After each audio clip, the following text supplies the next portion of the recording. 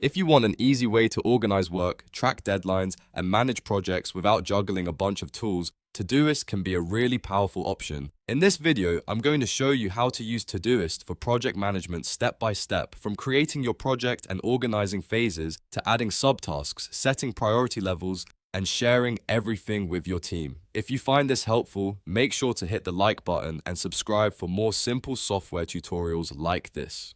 Alright, let's jump in. The first thing you want to do is create a project. In Todoist, look for the plus icon next to projects and click it. This is where your project starts. Give it a clear name that matches what you're working on, whether that's a client launch, a team campaign, a personal goal, or a school assignment. A good project name makes it easier to find later and helps keep everything structured from the start. Once your project is created, you're ready to organize it into a real workflow.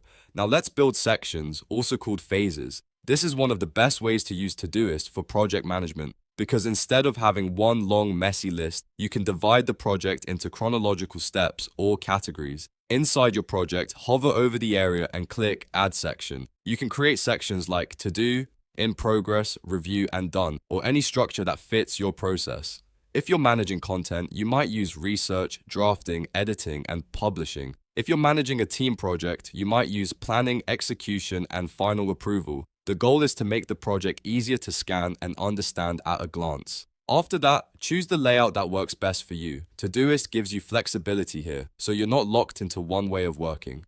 Click the View icon, which looks like sliders, in the top right corner of your project screen. From there, you can switch between a standard list view and a board view. If you like a simple task list and want everything in one place, list view is probably the best choice. But if you prefer a more visual workflow, the board view gives you Kanban-style columns that make it easy to move tasks through each phase of the project. This is especially useful when you're tracking progress with a team or managing multiple steps at once. Next, let's talk about subtasks.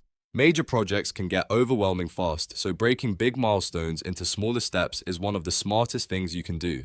In Todoist, you can create nested tasks by dragging a task slightly to the right underneath a parent task. That turns it into a subtask or checklist item. For example, if your main task is launch website, your subtasks might be write homepage copy, design banner graphics, test mobile layout, and publish final version.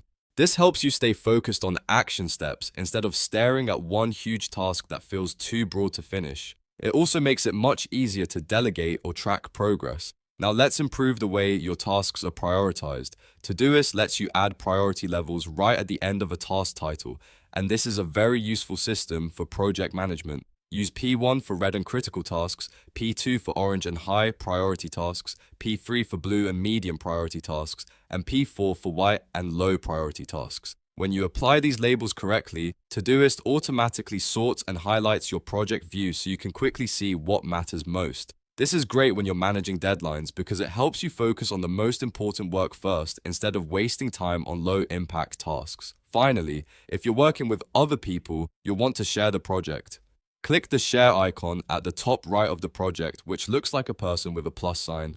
From there, invite in the team members by email. This is how you turn a personal project into a collaborative workspace. Once they join, everyone can see the same tasks, update progress, and stay aligned without endless email threads or separate documents. It's a simple way to keep communication clean and make sure the whole team is on the same page. And that's the basic workflow for using Todoist for project management. Create the project, organize it into sections, switch to the layout you prefer, break big work into subtasks, use priority levels to stay focused, and share it with your team when collaboration is needed.